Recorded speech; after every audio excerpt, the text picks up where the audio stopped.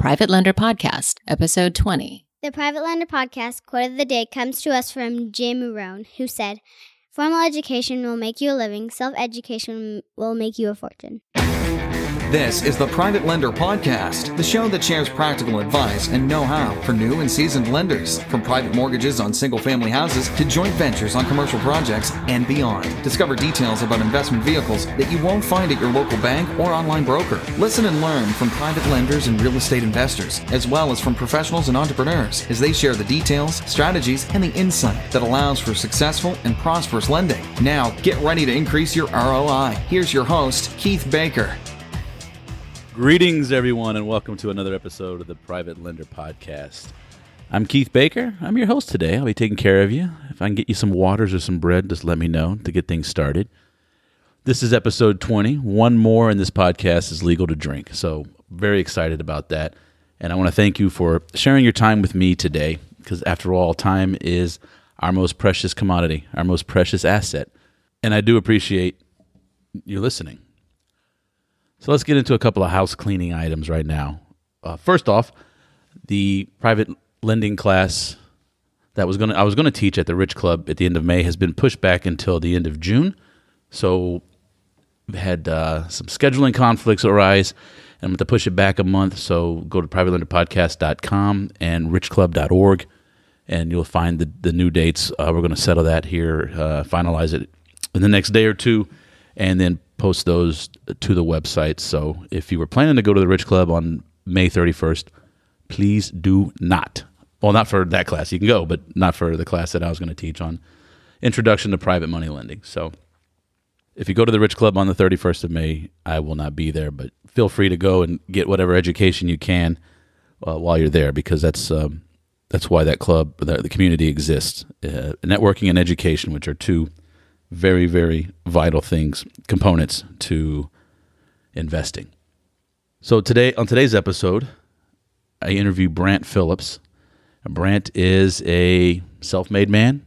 He's going to tell you about it, how he kind of started one career path, and now has ended up as a real estate investor, as a coach, an entrepreneur and businessman, and just all around one of the better people, I think, in the real estate investing realm in the industry.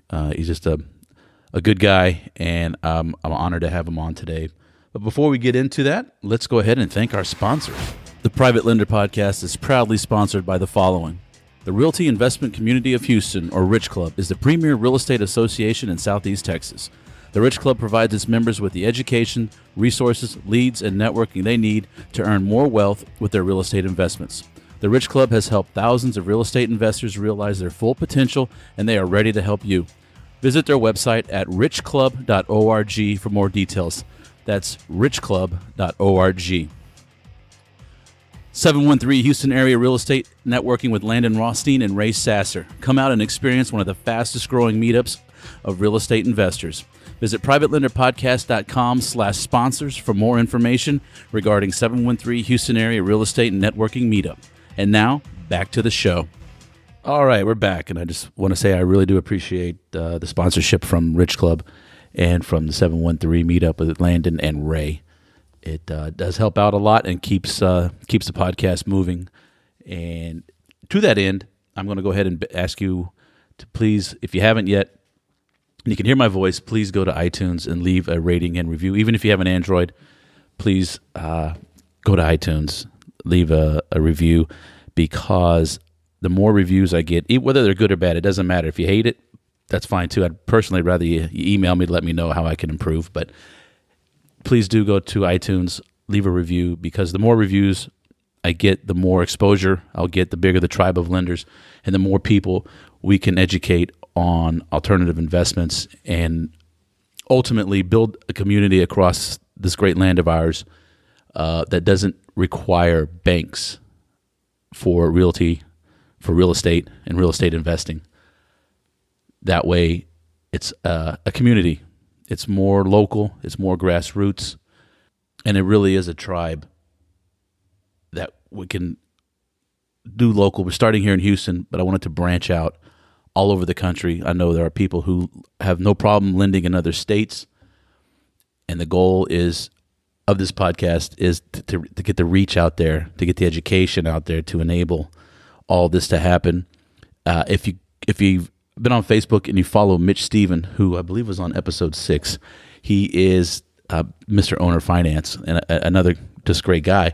But he has been in Washington trying to push forward the owner financing agenda with lobbyists and various representatives. Now, I normally don't like to get political, and I really don't like lobbyists, but I think in this case, when owner financing and private lending serve so many people, it gives chances to people who aren't quote unquote mortgageable, and it helps people have that piece of a dream of owning their home.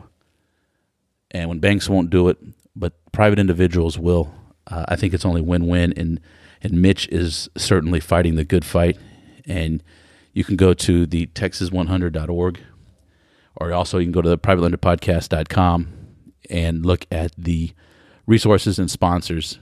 Even though they're not a sponsor, I do advertise freely for Mitch and his organization, so that we can get some of the more restrictive laws off the books, and certainly want to keep the regulation there to protect the consumer against predatory lending. Don't get me wrong. I am an investor, but you have to have a heart as well. And anyone who does practice predatory lending should be punished. So let me just want to get that out there. But Mitch is doing a good job. So please, if you can, donate, help, and push that forward. So speaking of another good guy, let's go ahead and get into the interview with Brant Phillips. With us today is Brant Phillips, a full-time real estate investor, a business owner, business coach, speaker, and best-selling author. He's been featured on Fox News as a real estate expert and hosts local seminars and training events. In addition to Brant's real estate pursuits, he's an active entrepreneur I screwed that up. Excuse me. In addition to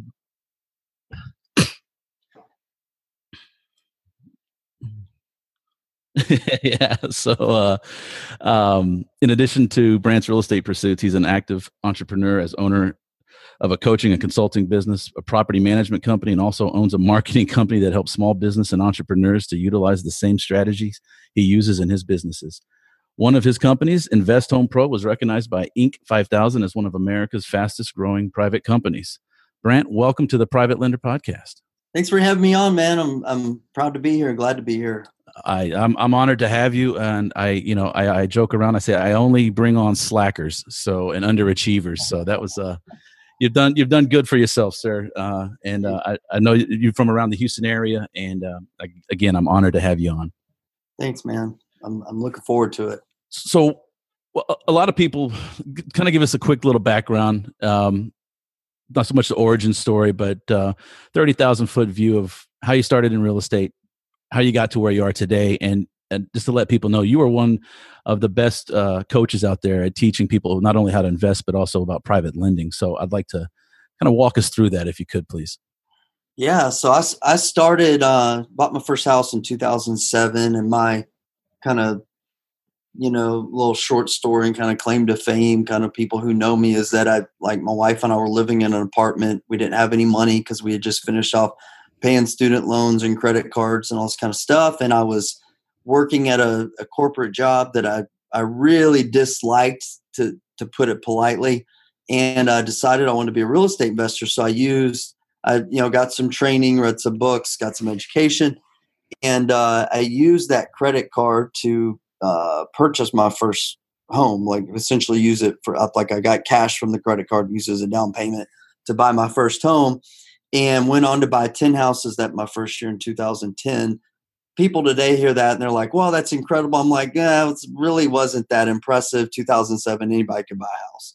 So I was able to use my good credit and buy 10 homes, 10 investment properties while still working my job. Well, then 2008 came, and I had maxed out the loans the banks would give me. So 2008, 2009 is where I really had to roll up my sleeves and kind of cut my teeth as a real estate investor, where a lot of, other real estate investors were just going out of business because of lack of financing. we were surrounded by deals. It was so easy to get deals then, but it was hard to get financing because you couldn't get it from banks anymore. And everyone was afraid of real estate. So I began putting together partnerships. I put together 3 partnerships in 2008 to keep buying rental properties. That was my investment strategy then. It is still now, but we flip and do owner financing and things like that. But at the end of 2008, I looked at what I'd done, and I'd bought 10 other houses, 10 more houses. So I had 10 or 20 properties.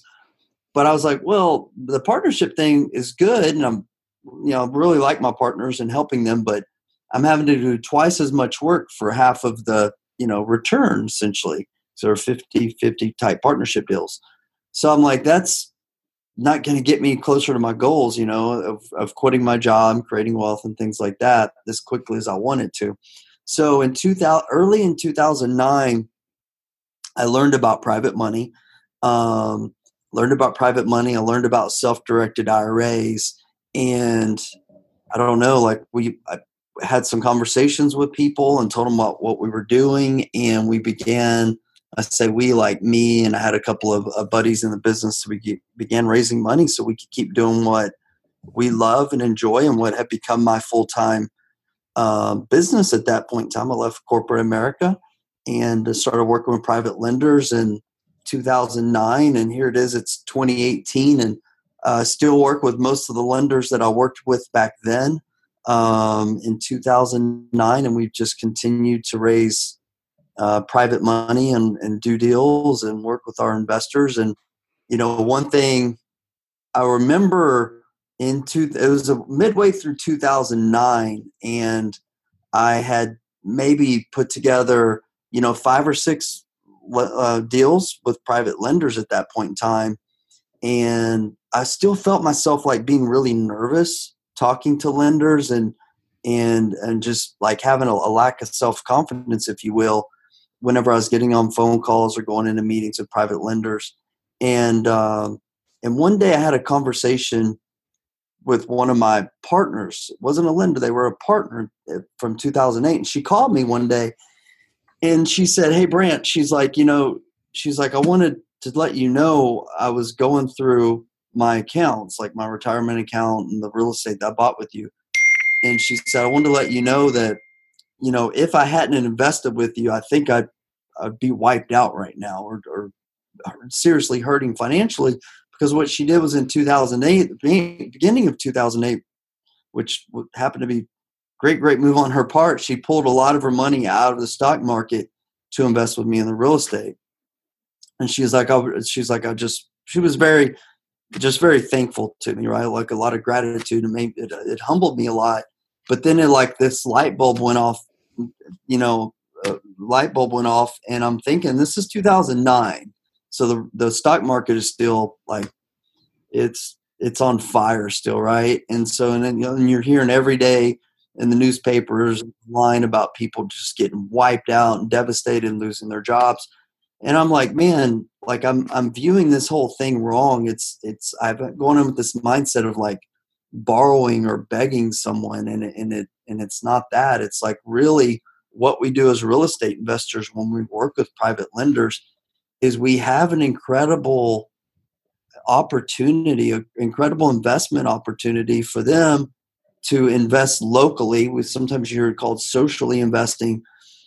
So I'm like, man, I'm buying these houses in our community that's going to hire these contractors and buy materials, and their property secured by the real estate, and they're getting greater returns than they get at the stock market. I'm like, I just ever since that conversation, my confidence level and just my self-esteem, whatever it is, increased, but also just like a sense of pride, if you will. Like, no, man, like I'm helping people at the same time, and I'm helping my business and my family. So anyways, that was probably a little bit longer you wanted, but that's kind of the foundation of where we're at today came from those few years, No, that it's fine, and thanks for taking a little longer, because I think it's important that a lot of people see the home and garden TV and flip this, flip that, and people do make it look like it's easy, but excuse me, it is a hustle, it is a job, and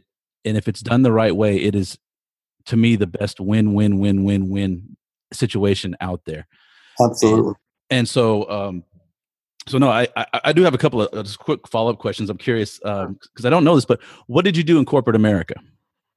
All right. So, well, prior to that, that's a good start. All right. So prior to that, I was in law enforcement for 7 years. And that was I had a criminal justice degree. I went into law enforcement and I really enjoyed that. Till the last couple of years, I can't do politics. I can't kiss ass and do all the stuff and do unethical stuff. So, the last 2 years I was really battling like, am I going to fight all the stuff that's going on here or not? And I made up my mind, like, I don't want to devote my life to fighting this kind of stuff, meaning like internal politics and that kind of stuff. Right. And then we had my wife and I had our first child. So I was working like weekends, holidays, night shift, blah, blah, blah. So made up my mind to go to corporate America. Man, it didn't, it felt corporate, that's for sure, but didn't feel like so my father-in-law worked for this company. It was called Ecolab, Fortune 500 company. He didn't give me a job, but he got me an interview. So I went for this interview, and the job title was a territory manager. Basically, it was like a sales job. And the thought of me doing sales, because I'm really a pretty quiet, reserved kind of guy. I never sold anything. And my wife's background was sales. She's like, you can go into sales. And I'm like, that pretty much sounds like the worst thing in the world. But I'm like, you know what? Like, let me just give it a shot. So I go get this job. And so I was a territory manager. I managed accounts. So what did I manage? So I essentially sold dishwashing, detergent, soaps, industrial cleaning chemicals for hospitals and the hospitality hotel industry. And so the funny thing about it was, it depends on who I'm talking to. I'll say, yeah, I had a corporate sales job because that sounds really cool. And I did. But in my corporate sales job, I had a company car, which also had a tool bag and this lab coat that I'd have to slap on and like literally crawl under dish machines if our dispensing equipment wasn't working properly. And so one setting, I'd be like with the tie on and doing the sales call and taking orders. And 10 minutes later, I may be back in their 100-degree kitchen, sweating my you-know-what off and like crawling around under a wet kitchen floor working on 220-volt electrical wiring. And I knew very little about electricity. So anyways, that was my sales job. So that was, man, it sucked at the time, but I'm so grateful for it because I remember I came home from the very first day and I've got, like I'm a pretty, kind of wild spirit for the most part, but I tame it in, I guess, if you will, leash it up, which a lot of people do, which I don't think is a good thing. But I come home the very first day from my job and my wife's like, happy because I have like this 9-to-5 kind of thing and I'm no longer a police officer. And she's like, babe, how was it? How was your first day on the job? And I remember I'm like telling her I absolutely hate it. I was like, it is not for me. I'm not going to stay here long, but don't worry. I'm going to stay here as long as I need to. I'm going to pay the bills and do what we need to do, but I'm going to find something else. So, I always performed. It was sales. Like I finished number 1 or number 2 every year, but I really used that time to motivate me and started researching and reading about real estate, et cetera, et cetera. Yeah, man, it took me several years. I was conservative the way I did it, went about it, but that was my corporate life. Okay, I was always wondering what you'd done prior to, because I know you've been doing real estate for so long, and that's how I met you and know of you. So interesting. So great background. I definitely hear, from law enforcement to crawling around on wet kitchen floors and 220-volt. That can't be fun. So now you quickly find out the power of private money. And well, let's back up a little bit. You quickly find out the conventional banking game of you've got too many loans out. They're not going to give you any more because they're looking at you first and then the property second, basically. So they look at you as an individual, or as a private lender. I still look at the individual, but my first question is, what's the property like? You know, like what's it going to be back? Is it a deal? What's going to be done to the property? And what's the process? Is it going to be turned into a rehab or for flip to sale, or a rental, or an owner finance, or whatever the case may be? But credit scores aren't so important as track record. So in your case, you've got a good track record. You've been doing this for years. Someone could feel just off your name fairly confident. They still need to do their due diligence, but if you could still feel fairly confident with you, given your money. And what I like about you as well is when you teach people about private money is how you're upfront and foremost. Like, this is how you stay safe. This is where you can call me on my BS if I have any. Mm-hmm. And I know you did a webinar recently and you talked about your non-negotiables, non-negotiables are a great title because it's exactly what they are. And you've provided it to the lender already. And so let's just kind of tick off some of those things on the list. And number one, closing at a title company. I always recommend, I know people, you can close at an attorney's office and you can go get title insurance later, yada, yada, yada. I always tell people close at a title company with title insurance, lender insurance. And if you could speak to that a little bit. Yeah. So, you're saying that I'm a trustworthy guy, my experience, but here's the thing. When we work with a new lender, most of my lenders they're just like friends and family and come to Christmas parties and other stuff. So that's, those relationships are solid, but new people come to us and, hey, I'm checking you out. Sometimes they come in with a statement like, like they trust me. Like, I'm explaining to them the process. I've never worked with these people before. I'm like, well, I read about you. I went online and, I trust you. So I jokingly, because we have to disclose all the risks. So I'm like, hey, I could be the next Bernie Madoff. And so, so they kind of like, what? I'm like, well, I'm not, but I want you to invest with me that way. Meaning like structure it. Like if I'm the next freaking Ponzi scheme going to end up on what's that on A&E, American Greed or whatever it is. Yeah. So structure it where I'm that guy, but you're still going to be safe. So that's where all these things come into play that if as a lender, like you need to establish some things that are non-negotiable, that no matter who you're working with, you are secured. Okay. So yeah, first things first is like always close at a title company. I've had lenders offer to send us money. Like, do I just send you money or how, no. And I know lenders who've done that, who've just wired money to an investor, like never do that. So to me, this is a really simple one, is that you always, and I say always, close at a title company. Just doing attorney closings at their office and things like that. Yeah, there could be some exceptions if you're just refinancing it, you've got a recent title policy or whatever. But no, just close at a title company. That is non-negotiable. And what we do is we give the lender their own title insurance on each and every deal.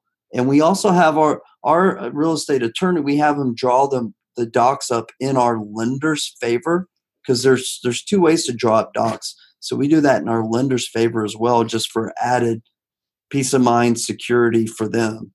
People like, why do you do that? Well, one, we've never not performed on any of our loans that I don't plan on doing that.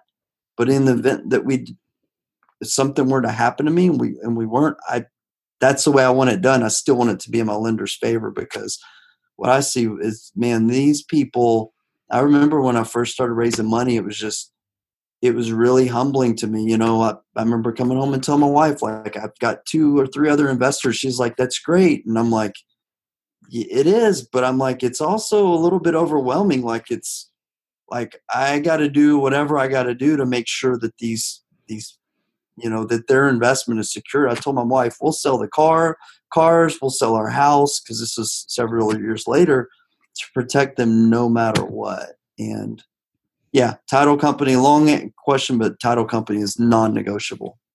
Excellent. I preach the same thing. And again, one of the reasons to those listening why Brant has a good reputation is that attitude right there. He's going to do whatever he has to do to keep his lenders safe and secure and get their money back, even if it costs him money or if he has to cut his own throat. That way, that lender's going to keep coming back and know, hey, he hit on hard times, but you know what? I got all my money back, and he performed as we agreed, and that's very key. And starting at a title company is non-negotiable. So let's go down a little down, and what are some of your other your other top three here? We got title company. What's the other top two out of those your three non-negotiables? Well, so from a private lender's perspective, one thing that I'd encourage lenders to take to heart is never invest in something you don't understand. So there's a lot of different types of real estate investments that people can make, for sure. But there is a lot of very complex real estate deals that most lenders aren't going to understand, that I don't even understand. So a non-negotiable for lenders is making sure that you understand what it is that you're investing in. And I think that's why, investing in single family homes is so,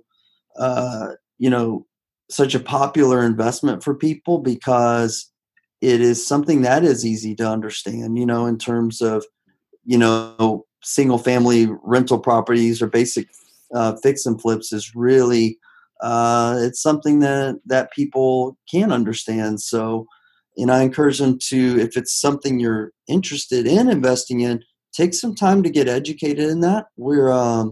I'm working on, talked to you a little bit about it before, but I'm working on a book right now the focus is helping private lenders understand single family home investing in notes, like investing with guys like you and myself and investors.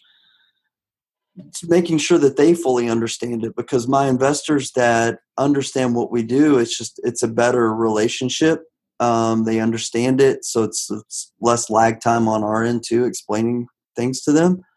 And typically, it's proven the better that you understand something, the more successful that you're going to be in it, and less susceptible that you are to, some of these horror stories that you hear. So for sure, understand what you're investing in. And this kind of ties into that, but it's another one of the non-negotiables, is you don't lend on a deal if the numbers don't make sense. And, one of the chapters of the book is not only, understand the investment and analyzing potential borrowers, but analyzing the deal. So I've seen a lot of lenders they don't really know the definition of a good deal. So I think it's really important to understand what you're investing in, but to know the numbers and have your non-negotiable, like you have a set amount of equity in each deal, right? Like that could be a minimum of 20% equity, meaning if you're a private lender, that your investment amount for the purchase price and repairs, your loan to value amount's not going to exceed 80%, for example. Typically, it's not even going to exceed 75, and a lot of times it's 70%. One of my mentors, who does a lot of lending also, I don't borrow from him because we're not in agreement on rates and terms. But he's a 65% guy. That's his non-negotiable. He's like, I will not loan more than 65% on any deal. He's like, if you want to bring your own money, have skin in the game, or if you want to get a second lien, I'm fine with that. But I'm first lien position, which is another non-negotiable for most lenders.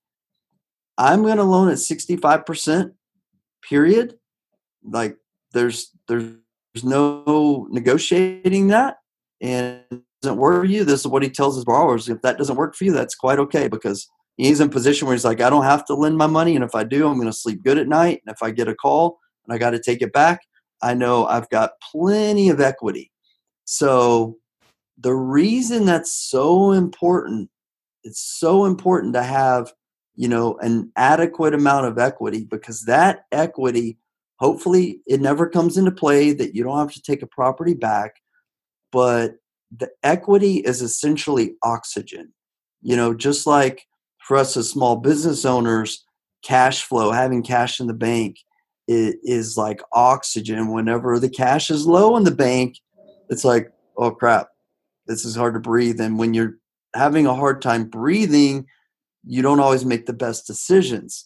So as a lender, that equity is going to be oxygen to you and give you space and time to breathe and figure out the best course of that property or that investment, if lo and behold you ever have to take it back.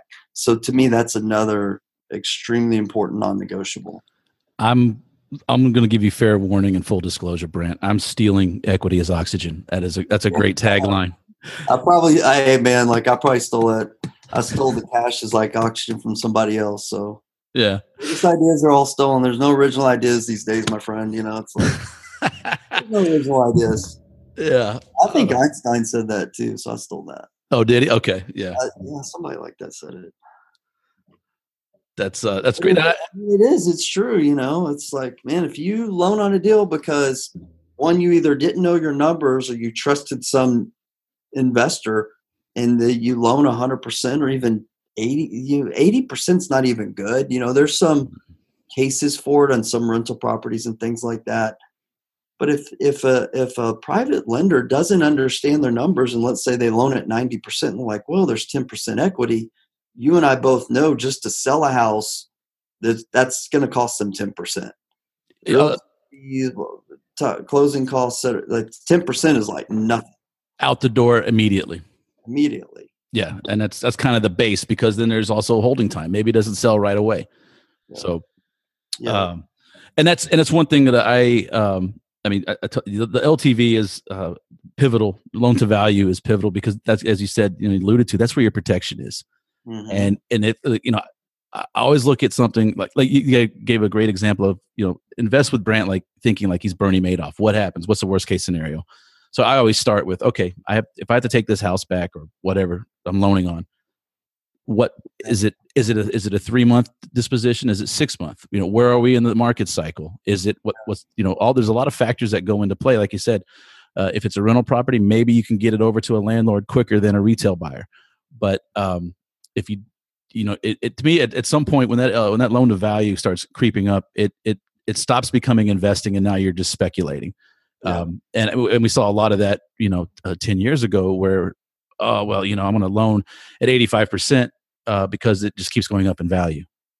And guess what? You hit a market stall, or even a decline, and now you're underwater on a quote unquote investment, when really you've probably been better off putting it on the craps table. Well, maybe that's a little extreme. Maybe not the craps table, but you get my drift anyway. Yeah. And it's not really it's not a non-negotiable to me to say, to have multiple exit strategies for the property. This is not a non-negotiable, but I'll tell you, our investing model, which I think is one of the reasons like we've been able to sustain our business model and thrive through multiple different market cycles over the last decade, is that we target properties where we specifically have multiple exit strategies or income streams, however you want to say it, where 80% of the deals that we do, we have at least 4 ways to make money on them at least, which is we can flip them, we can rent, we can do owner financing, or we can just wholesale them for quick cash. And that is our business model, and that is our focus. So most of the deals that our investors are lending on, if I died or I'm Bernie Madoff or whatever, then if they have to take a property back, well, even if I die, they still wouldn't have to, but that's another subject. But the types of properties that we invest in, like they have some flexibility with them, meaning like our houses on average are $150,000 investment. We invest in housing that, the workforce of America buys, right? Like median income housing, and slightly below that is really what we like. We like the dinosaurs, the 1,500 322s that we're getting for $100,000 that are hard to find these days, because you have a lot of options with them. And so that gives lenders flexibility, as opposed to you're investing in some speculative $1 million, high end home, where when the market tanks or just stagnates for a while, like you're stuck like Chuck, especially like in Houston with oil and gas being like it is. Like, it's really hard to move a lot of these high end homes. It just is. And we do some of that investing, especially after Harvey, but only to a certain extent. We actually use equity participation mortgages to essentially partner with our lenders on those. But that's a whole nother topic. I'll definitely get you on the show and we'll talk equity participation at a future date, because that is definitely a topic that I think deserves its own show.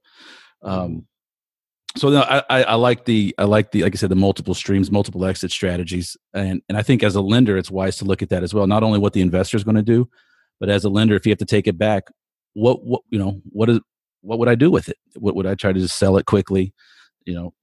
Rent it out myself, or perhaps own or finance it. And the other thing I like to see is when an investor comes with, A, B, C, and D. This is the order of the exit strategy. If A doesn't work, we'll go to B. I question it sometimes, because, okay, great. Well, we'll just go get a bank to finance you out. All right. You already have a bank that's willing to do that right now. Mm-hmm. Do you have the relationships established? And I've found that by only lending to people who do have, I'm saying that's not a guarantee, because the bank's going to want to do everything, but I can pick up the phone and call a private or a mortgage bank or a banker from an investor. And I'll give you a prime example, Chris Funk. I've loaned to him, and the whole thing was, look, we're going to do 6 months, and then I'm going to refi you out. I'm like, great, you got a great reputation, but how do I know you can refi me out at 6 months? And so I called the banker, and he's like, yeah, no, we're good. He's like, we don't, the bank won't allow to loan money to acquire that property because it's in too bad a condition. But once it's fixed up, the bank will loan in 80% all day long. So I was like, okay, fine. So it helps to show some forethought on the side of the investor, and it also is just part of my due diligence as a lender. And and this is some like yourself or Chris, years of experience. And I always tell people, like, their uncle wants to flip a house. I'm like, great, I can give you a couple of hard money lenders that'll really walk them through it. Yeah. And we know who they are, but there's some really good ones out there. Yeah, they're expensive, but they're expensive for a reason. Yeah. And as a private lender, again, you want to stay away from speculation, and keep it into the investing realm. So I like that. And those are the four exit strategies that I tend to look for. And if anything gets any more creative than that, I get a little skeptical on what that person's doing. So anyway, so you any other non-negotiables? We can hold them back for another time, or if you want to throw out another little nugget, feel free. Some things that for people to consider and make their own decisions. It's one quick thing kind of tying into all that. It's like, if you're going to do an investment, think about the property in that light, where if I had to take this back, am I going to be excited to own this property and to handle the mess that may have been left, or just take over the property? Meaning, you're excited with the equity, you're excited about the type of property it is, and things like that. There's some good vibes with the deal and the property and the numbers, so be excited about it. So that's one thing. Another thing that comes to mind is about, I get this a lot about, should I loan to friends and family members? Because that's where a lot of this, when people start, that's where they go. They talk to friends or family members.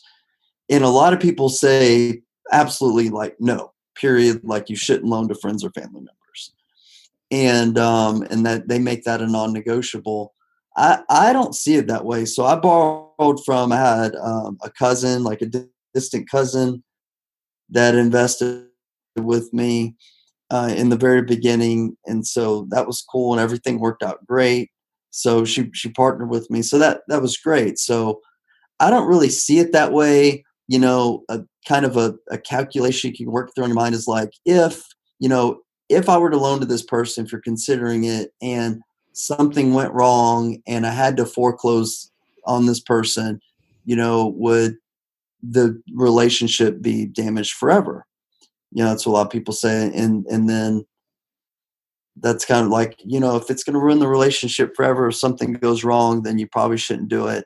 And then I'll say, well, it kind of depends. Like, are you okay losing that relationship? And people are like, maybe I am. So it's like, well, you make your decision.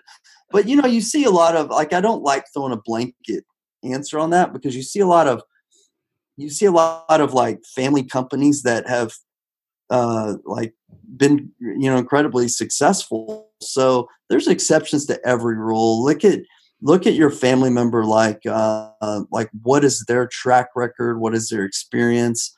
And really like make a good business decision on that. So I don't know if you throw a blanket, answer over that right away. And I don't know, man, I can go on and on, so you got to tell me. Okay. Well, to touch on that blanket statement, I do throw blanket statements out there, and it's not mine. It came from Quest IRA, but it's, never lend to somebody you're not going to be comfortable foreclosing on. Yeah. So like you said, if that relationship goes to pot and you're okay with it and you got to foreclose on them, fine. But if it's going to make Thanksgiving really awkward, and to touch on your old profession, if the law has to get called because, two cousins gotten involved in a bad deal, maybe you shouldn't loan to them or do the deal with them. And like you said, that's a personal decision. Yeah. But for me, it's a non-negotiable or a pillar in lending for me is, don't lend on to somebody that you're not comfortable foreclosing on. So if, my sister, for example, I would never loan to her because it's going to make Thanksgiving really weird, and it's or Easter or whatever. So it's, I agree. Like it's there's not a blanket statement, but to me it is a blanket. Like, no, this is non-negotiable. You have to decide this right up. That's part of your due diligence. And that's that's a part of the beauty of. I mean, the people I loan to, I do consider them friends, but a lot of them I've met through real estate first and became friends. Yeah. So, but they know the game. There's more than just foreclosure. There's deed in lieu and, all these other things and other exit strategies, contingencies. But it's just, it's a depends thing on it for everybody and depending on their personality. Like I've hired family members. Like I have one of my family members works for me right now. And, that's similar to that. I've got to keep, we have had to have conversations, before I hired her and I have to treat her like everybody else, and whenever there's discipline that needs to take place, like I have to do that. And that's the thing is like, if you loan to a friend or family member, if it's going to make holidays and things like that awkward if something goes bad, but also you got to ask yourself, if something like goes bad, are you going to be able to really still act and think like a business person? Because like one of the things that you should always do as a lender is if a borrower fails to perform, meaning they don't make a payment, it's really important that you take immediate action. And so I could see people that if they loan to a friend or family member and someone, has some issues, they might give them a little bit of time and not really treat them like a bank would treat a lender, right? Well, that's probably a bad example because banks let people get away with crime these days. But just ask yourself: are you going to be able to take immediate action if this loan goes? If they default, if they don't perform, and if you can, then great, go for it. But if not, don't really sweat it because there's more deals available there's so many deals available for lenders and there's so many lenders available for borrowers. So to me, it's like you really there's a bigger pool to go fishing in than just with friends and family members, quite honestly. Absolutely. And why, if it's not a friend or a family member, if they come to me with puppy dog eyes and say, come on, man, sorry, we have an agreement, and at that point I'm Wells Fargo, I'm Bank of America, like this is how it is. This is the risk that I took, and this is the risk that, and I'm going to follow through, and you give me the house back right now, or, we can go through the foreclosure process and it'll cost you more, whatever. So, that's a good point. So tell us a little more about this, the book. What's the title of your book that's going to be coming out soon? So it's called The Private Lender Playbook. And, so it is an A to Z for the most part, step-by-step overview. It's gonna be really great for people, especially for newbies, someone who's never done this before, and people maybe they've done a few deals, but they don't really fully understand what it is that they're investing in, or what to do if something goes wrong, or how to structure things, and how to even analyze a deal, or how to analyze a borrower. Why it's so important to close at a title company, and the different types of insurance, and just kind of it walks them through the entire process. And then, I mentioned Nathan Long before we started the call. At least I mentioned Nathan Long's contributing a few chapters about, using your self-directed IRA to become a lender, because majority, I don't have an exact percentage, but a majority of our investors are, they're investing from their IRA, and more so than cash. So that's really important. So we added some chapters to that in the book. Just different things, like showing them how the process works, how to determine rates and fees, and long-term versus short-term. We get into a little conversation about the tortoise and the hare in the book, that's pretty powerful actually. So that's what it's all about. And touch on foreclosure a little bit, just a little bit of everything to give them a basic, broad view understanding of this whole business. Cause I've just seen that where a lot of lenders don't really understand,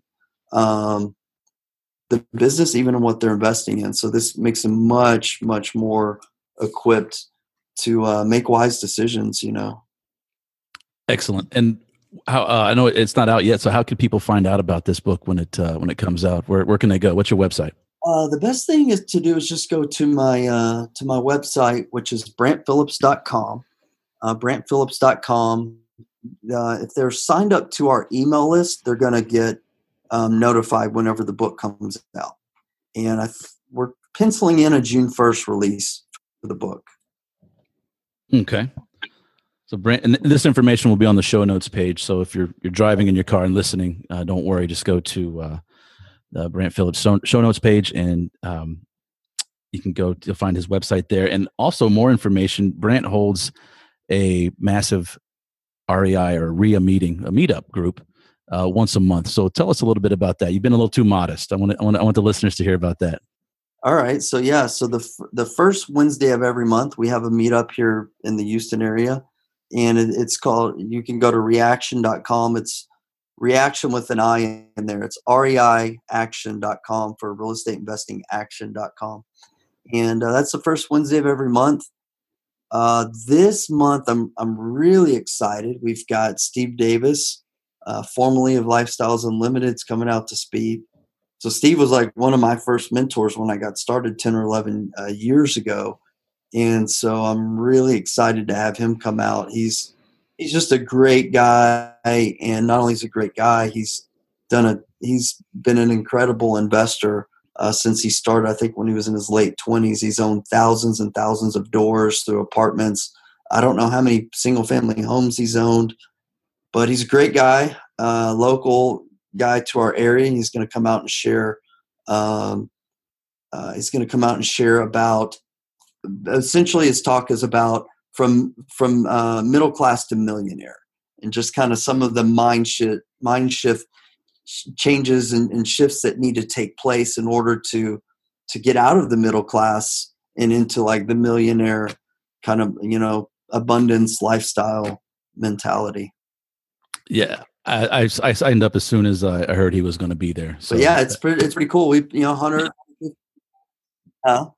you heard he's coming? Yeah. As soon as I heard he was coming, I signed up. I was like, I'll be there.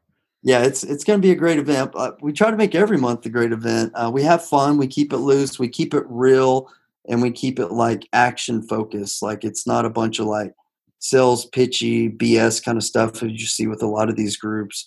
We keep it real. We keep it raw, like trying to get a focus on helping people create results, take action. And we have fun with it too. It's at like this modern day honky tonk place, and we've got, we have food, we have drinks, and we network and, have drinks and hang out and talk. And that's it, man. It's like the monthly networking thing to me is like, it's critical for entrepreneurs, because if you're on an island as an entrepreneur and even as a lender, maybe things don't go your way, or you're not getting good deal flow one month, or a deal goes bad or whatever. When I first started investing, I was incredibly active at networking, because I found that going and getting plugged in every month around, my peers and other people in the business I would get like a little nitrous oxide shot, like a little turbo boost some months, because some months it was hard. It was a grind and I'd be down, but I talked to a buddy of mine who, like hit on some good deals or whatever, gave me a little marketing tip, and said be a little boost in my engine, man. I go out and get to work. And then some months I'd be coming in and I'm on cloud 9 because I was just like crushing it. And then my buddy's like a little bit down because whatever problem he was dealing with, because we're always dealing with problems. But, I maybe give him a little boost because something's going good in my business. And then it's the energy. So we try to create really good energy there to motivate people. Like one of my, my personal mission statements is like to motivate, educate, inspire, and equip people to take action, right? And lead by example. So that's what we try to do there. That's it. It's a great meetup, and it is at a honky tonk. So if you catch us there, I will make sure Brant gets on the mechanical bull before the night's over. So let's see. We'll wait and see about that. I have rode the bull, but we'll. I don't do it every month. Only special occasions. We'll wait until they close the bar, and then we'll do it. But, it's there and ready. Well, Brant, I want to thank you for coming on and sharing your wisdom and your time with us today. That is your most valuable asset with Lender Nation. And again, I'll definitely want to have you on again in the future. And I wish you prosperous investing and all the best. Thanks, man. I enjoyed it. Thank you very much. Take care. All right, that's going to do it for today's show. I want to thank Brant for coming on and giving a great interview. And I would like to invite you to learn more about Brant. Just go to brantphillips.com, or you can also go to his meetup webpage. It's reiaction.com, and be on the lookout for his book, The Private Lender Playbook, if you want to learn more. Also, please visit privatelenderpodcast.com/sponsors and click on 713 Houston Area Real Estate Networking to learn more about them. Also, there is a 25% off discount when you purchase your Quest IRA Expo tickets through the website. Click on the link. The expo is August 25th and 26th in Dallas, and I will see you there.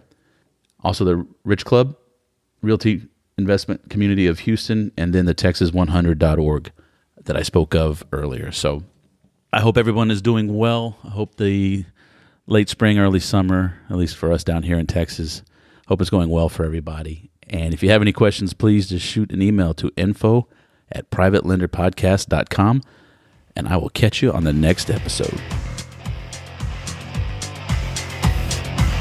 Thanks so much for listening to this episode of Private Lender Podcast with your host, Keith Baker. For more great content and to stay up to date, visit privatelenderpodcast.com. If you enjoyed today's episode, please rate and review, and we'll catch you next time.